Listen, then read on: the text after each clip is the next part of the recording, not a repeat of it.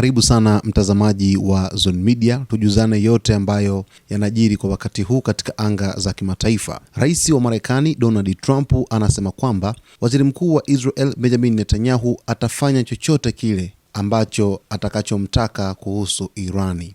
Rais wa Marekani Donald Trump amesema Waziri Mkuu wa Israel Benjamin Netanyahu atafuata maamuzi yake kuhusu Iran, huku akisisitiza kuwa bado anatoa nafasi kwa diplomasia kabla ya kuchukua hatua za kijeshi. Akizungumza na waandishi wa habari Jumatano, Trump alisema Netanyahu yuko tayari kufanya kile ambacho Marekani itaona kinafaa katika swala la Iran.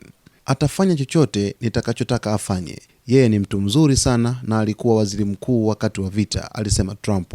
Kauli hiyo imekuja wakati mvutano kati ya Marekani, Israel na Iran ukiendelea kuongezeka, huku dunia ikihofia kurejea kwa mapigano makubwa Mashariki ya Kati.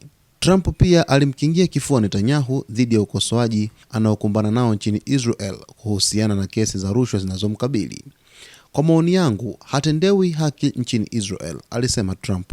Rais huyo wa Marekani pia alitania kuhusu uwezekano wa kuingia kwenye siasa za Israel siku zijazo.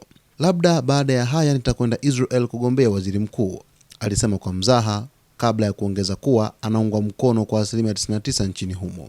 Licha ya kuendelea kwa mvutano, Trump alisema hana haraka ya kuanzisha vita dhidi ya Iran na bado anaipa diplomasia nafasi ya mwisho.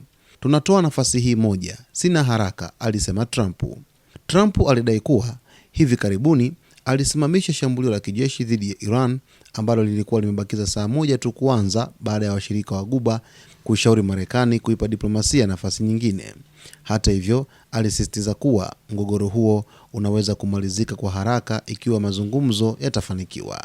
Sasa Rais wa Marekani Donald Trump amesema kwamba Netanyahu atafanya chochote ambacho atamtaka kuhusu Irani. Inaibua sitofahamu kubwa, lakini pia ushawishi wa Rais wa Marekani Donald Trump kwa Waziri Mkuu wa Israel Benjamin Netanyahu, lakini pia kwa jinsi ambavyo Marekani imekuwa ikiendesha sera zake za kijeshi katika ukanda wa Mashariki ya Kati. Basi kwa taarifa zetu za mtazamaji wetu, usisahau kusubscribe channel yetu, kulike, kucomment pamoja na kushare.